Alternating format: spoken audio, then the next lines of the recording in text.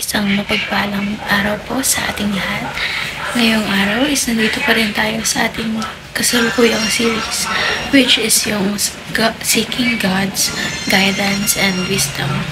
So ngayong araw is magpo-focus tayo sa God will lead us to His favor. So, ang Bible verse na ating tatalakayin ngayong araw is yung Psalm chapter 143 verse 10. So, in English Standard Version, "Teach me to do your will, for you are my God. Let your good spirit lead me on level ground." So, in Tagalog translation naman, or in ang salita ng Diyos, turuan niyo akong sundin ang inyong kalooban dahil kayo ang aking Diyos. Patnubayan sana ako ng butihing espiritu sa landas na walang kapahamakan.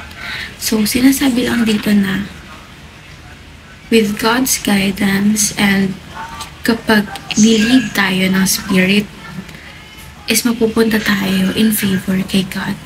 So, all we have to do nga is to trust and to seek His guidance and His wisdom. Kasi nga, gaya nga ng topic natin ngayong araw, God will lead us to His favor.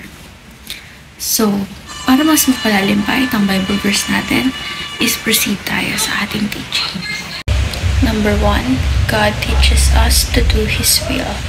So, tayo is tinuturuan tayo ni God, and we are in the process para mapunta sa kung ano man yung plano niya para sa atin.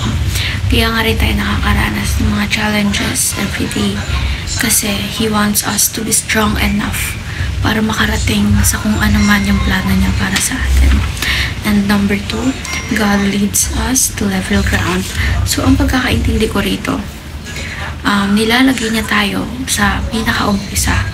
Kumbaga, He wants us to undergo a certain process before we can even become prosperous. Kasi kapag mas pinaghihirapan is mas maganda yung bunga, di ba?